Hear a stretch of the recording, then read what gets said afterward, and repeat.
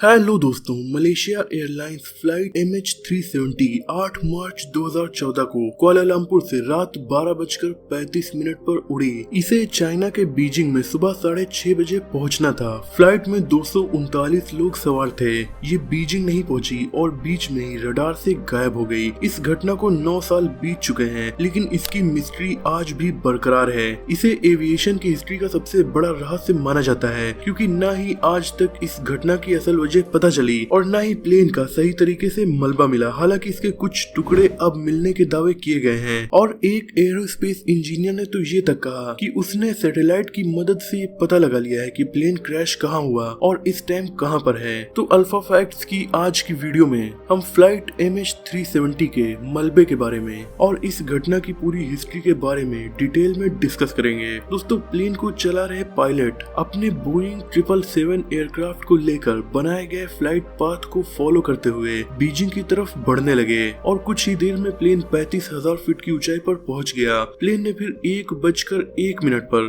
और फिर 1:08 पर रात में ATC से कांटेक्ट किया। इस टाइम तक सब कुछ नॉर्मल चल रहा था। वो अपनी ऊंचाई पर उड़ रहा था। प्लेन ने ATC को अपनी ऊंचाई और अपनी लोकेशन बताई, लेकिन दोस्तों कुछ मिनट के बाद आखिरी बार प्लेन ने 1:19 और 30 सेकंड पर ATC से फिर कांटेक्ट किया, लेकिन इस बार प्लेन से कोई आवाज नहीं आई, केवल सिग्नल की सरसराहट थी। और महज 4 मिनट के बाद यानी 1:22 AM पर प्लेन रडार से गायब हो गया, लेकिन तब भी उसे मिलिट्री के रडार में ट्रैक किया जा रहा था। इस दौरान प्लेन ने अपना रास्ता एकदम से बदल लिया और चाइना की तरफ जाने के बजाय वो हिंद महासागर की तरफ बढ़ने लगा। 1 घंटे तक यानी 2:22 AM तक इस प्लेन को मिलिट्री के रडार में ट्रैक किया जाता रहा, लेकिन उसके बाद वो मिलिट्री के रडार से भी गायब हो गया। इस फ्लाइट को चाइना के बीजिंग में 6:30 बजे पहुंचना था, लेकिन सैटेलाइट से मिले डेटा के मुताबिक ये फ्लाइट जो रात के लगभग 1:30 बजे रडार से गायब हो गई थी, सुबह 8:19 तक दक्षिणी हिंद महासागर के ऊपर उड़ती रही थी।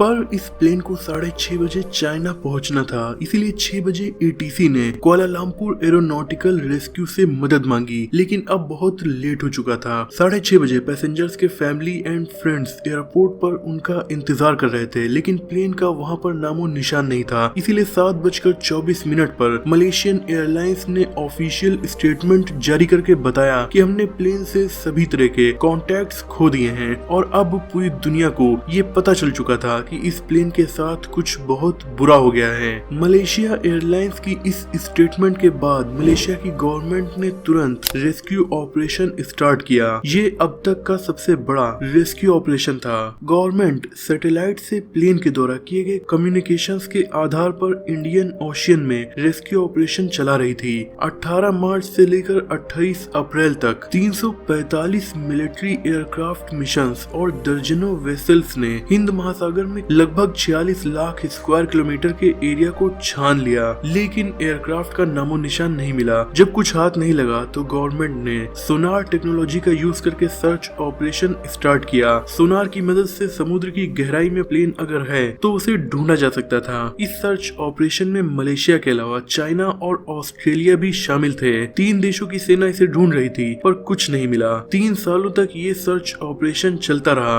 इस दौरान $155 मिलियन खर्च हो चुके थे, इसीलिए ये आज तक का सबसे महंगा रेस्क्यू ऑपरेशन बन गया था। 17 जनवरी 2017 को इस रेस्क्यू ऑपरेशन को ऑफिशियल रूप से खत्म कर दिया गया और फ्लाइट में मौजूद सभी 239 लोगों को डेड मान लिया गया, क्योंकि मिशन में बहुत ज्यादा खर्च हो रहा था और कुछ भी हाथ नहीं लग रहा था। लेकिन लोगों ने अब भी हार नहीं मानी थी। बहुत से लोग जिनका इस प्लेन के साथ कुछ लगाव था, उन लोगों ने अपने आधार पर इस सर्च ऑपरेशन को जारी रखा। कुछ बड़ी कंपनीज बोइंग 777 जैसे जहाज को ढूंढकर गवर्नमेंट से काफी मोटे पैसे ले सकती थीं। इसीलिए अक्टूबर 2017 में 3 प्राइवेट कंपनीज ने इस मिशन को करने के लिए मलेशिया की गवर्नमेंट से परमिशन मांगी, जिनमें से एक कंपनी थी ओशियन इन्फिनिटी। इस कंपनी को मलेशियन गवर्नमेंट ने परमिशन दे दी और कॉन्ट्रैक्ट साइन हो गया। कॉन्ट्रैक्ट में लिखा हुआ था कि जब प्लेन का मलबा मिल जाएगा तब ही मलेशियन गवर्नमेंट इस कंपनी को पेमेंट देगी। इस दौरान कंपनी ने केवल एक छोटे से एरिया को सर्च मिशन के लिए सिलेक्ट किया।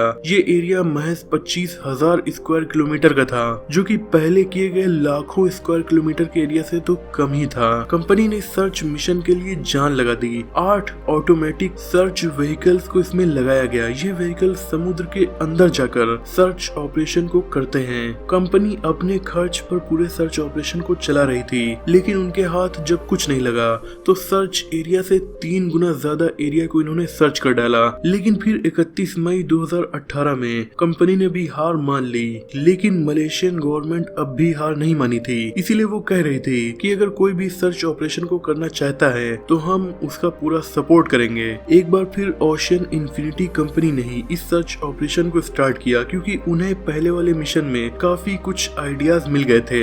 इस बार भी कॉन्ट्रैक्ट में यही था कि पेमेंट तब मिलेगी जब प्लेन का मलबा मिल जाएगा, लेकिन कंपनी के हाथ फिर कुछ नहीं लगा। सैटेलाइट और रडार से मिले डेटा के मुताबिक प्लेन ने जब अपना रास्ता एकदम से बदला था तो फिर वो दक्षिणी हिंद महासागर में अंटार्कटिक की तरफ बढ़ने लगा था। इसीलिए अंदाजा लगाया गया कि इसका मलबा ऑस्ट्रेलिया के साउथ वेस्ट में हो सकता है, और इसीलिए एक लॉयर और एडवेंचरर ब्लेन एलन गिब्सन ने अकेले ही फ्लाइट MH370 को ढूंढने का इरादा किया। उन्होंने सोचा कि समुद्र के किनारे किनारे बहुत से आइलैंड्स पर इसका मलबा जरूर गया होगा। इस आधार पर वो अंदाजा लगाकर प्लेन के मलबों को ढूंढ सकते हैं। ऑलरेडी प्लेन के छोटे छोटे टुकड़े मिले थे, इसीलिए वो मोजाम्बिक देश गए। वहाँ पर मौजूद मछुआरों से उन्होंने बात की। उन्हें एक मेटल प्लेट मिली थी। उन्हें ये लग रहा था कि ये बोइंग 777 का ही हिस्सा है। गिब्सन ने इस मिशन के दौरान और भी कई दोस्त बना लिए और लोगों में ये भावना जगा दी कि वो लोग भी MH370 के मलबे को अपने आधार पर ढूंढ सकते हैं। इसीलिए उनके अलावा और भी बहुत से लोगों ने पर्सनली इस प्लेन के मलबे को ढूंढना स्टार्ट कर दिया। और अभी हाल ही में एक एरोस्पेस इंजीनियर रिचर्ड गॉडफ्रे ने रेडिट ऐप पर यह दावा किया कि उन्हें एग्जैक्ट लोकेशन पता है कि प्लेन कहां पर क्रैश हुआ था और उसका मलबा कहां पर है। उन्होंने वीक सिग्नल प्रोवोकेशन नाम की टेक्नोलॉजी का यूज करके बताया कि प्लेन ऑस्ट्रेलिया के पर्थ शहर से